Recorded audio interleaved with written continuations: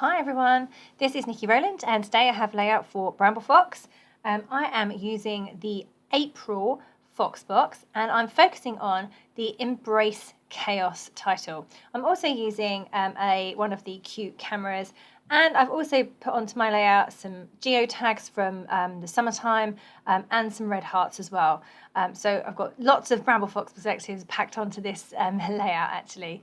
Okay, so I'm doing something a little bit different today. I'm using the Little Dreamer collection by Echo Park for my vehicle obsessed toddler, and I just fell in love with this paper as soon as I saw it. It's a road map and it's got cars and trucks and houses and aeroplanes and all sorts of things on it, and the road. So I really love this.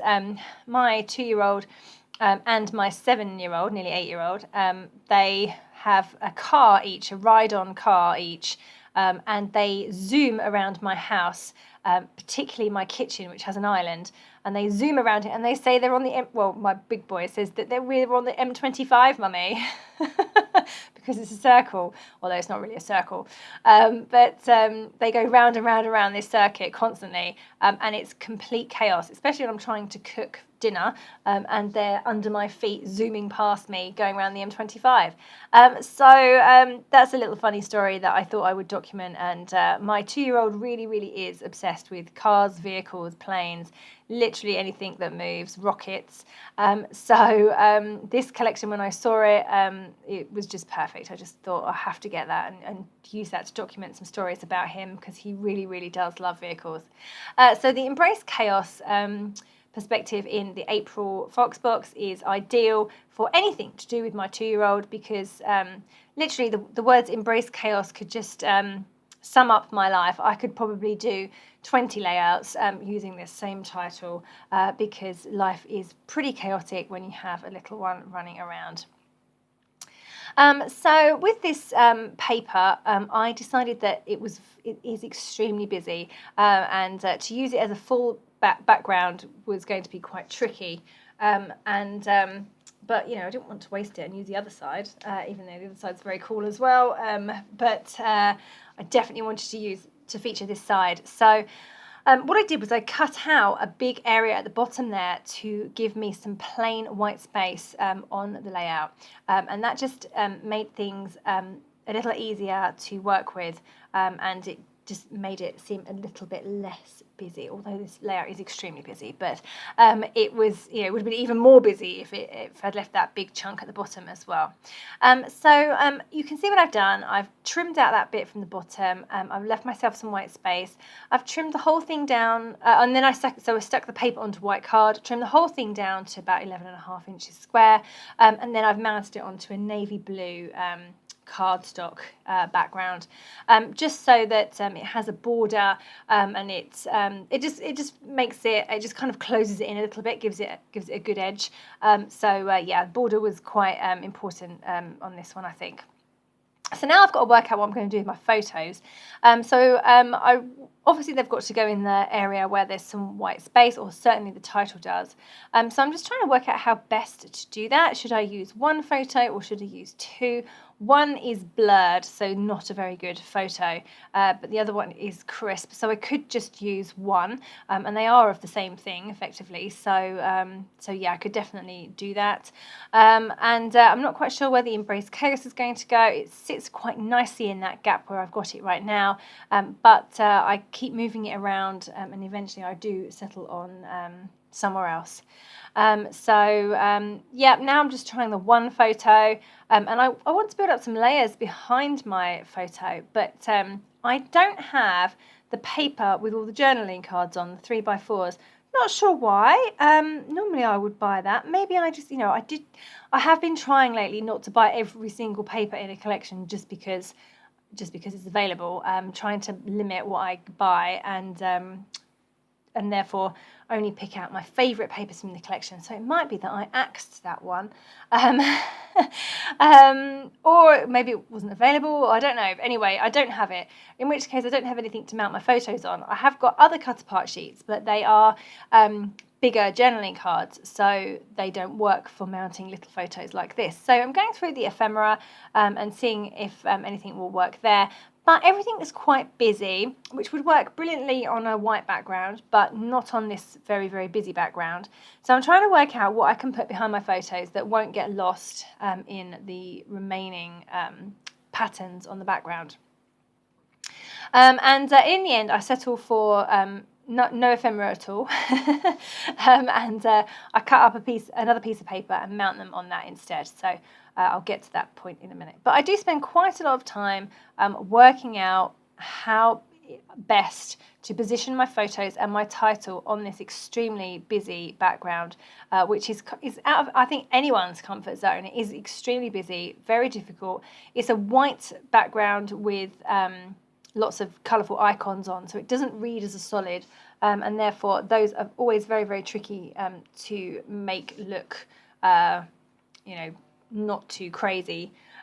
So yeah, this is quite a challenge for me to get this looking okay. I think I just about achieved it. It is busier than my normal style, but I do have some areas of white space left over, and it kind of works. Okay, here are my photos. I've mounted them onto another piece of paper, and it's quite a dark paper, a dark blue with white stars, and it just gives my photos that pop without having all different patterns behind the photos that I would have had if I'd used the ephemera. And I've just positioned them higher than the white space, and the reason for that was so that I've kept some of the white space. If I put my photos in the white space, then I would have covered up more of that, and I really needed to achieve some white areas on this layout because it was just so crazy busy. So that works quite well, actually, having the photos up there, although sadly I ended up covering up a little red car that I didn't want to cover up, but these things happen. So I've got my photos in place, and I found a chipboard car, a red one that goes that I've put in the middle of my two photos underneath, and then I have the Embrace Chaos perspective on the white background, and that looks perfect. I'm really happy with how that looks there. It shows up brilliantly. It's the perfect colour. It sits the perfect size. It sits perfectly under my photos, and it has kind of centre stage there. It's not lost at all in any of the other embellishments or the background. If I'd tried to put it on the background, all the different colours would have shown through the letters, and then you wouldn't have been able to read it as well. So the fact that it's gone directly onto white is really good. I'm really happy with how that's looking. To the left of my photo, I've added one of those cute cameras. I love the frosted perspectives that have the etched detail. They're really cool. They come in a whole set of these cute cameras, so I think I've got one left of my set now. So I thought that one could go nicely there. And I also had some geotags left over from the summer that I wanted to get used up. We aren't traveling anywhere at the moment, so I figured that they were perfectly good to use on a road map, because whenever I go out in my car, my sat nav shows me where I am with a geotag. So yeah, perfect. So those two are in place. I'm just creating a very small cluster around the bottom left side of my photo with the camera, the geotags, and a little house that I fussy cut from the piece of paper that I removed from the bottom of the layout. I've got my car in the middle. I've got two Bramble Fox red hearts over on the right hand side. I had red heart. I love hearts. I love anything. I love them in any colour, basically, is what I'm trying to say. But for some reason, the red ones always seem to get left over. I think it's because they only get used at Valentine's, maybe, because there's not a lot of collections with red in. So sometimes I use them at Christmas as well. But this paper collection has red in it, so I thought, brilliant, I can use those. I've added some of those in because I do have quite a few red hearts in my stash. No other colours, just red. So it's good to get those used up.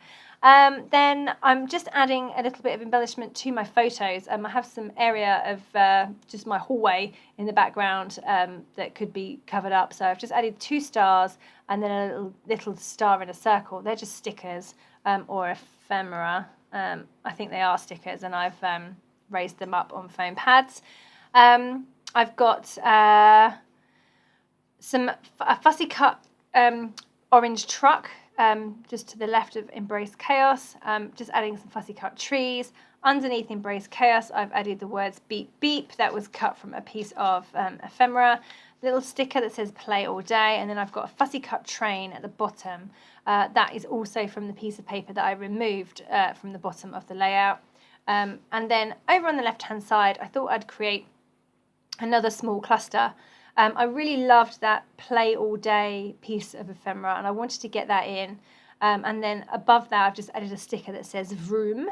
And then to the left of the play all day, I added a police car sticker, and then just over on the right, I've added a little red car puffy sticker. So all together, I've just got that little cluster going on down there, just to add a little area of interest in that white space there. So now I'm just going to spend a little bit of time getting everything stuck in place. Oh, I'm adding some a red heart to that little cluster as well. And I say I just need to get everything completely stuck in place now before I move on to the final stages. I just added a tiny little red sticker to the geotag. That one there was just a plain one, completely plain. Whereas some of the others have got circles cut out of them or stars, but that one was a plain one, so I thought I'd add my own little star sticker onto that bit there. Just trying to work out if there's anything else I can add in. So on this collection, the stickers, there were quite a few little bits and pieces, like little tiny star stickers, circles, and that kind of thing. So I just used those, kind of like enamel dots really, but without the enamel bit, but they work in the same kind of way.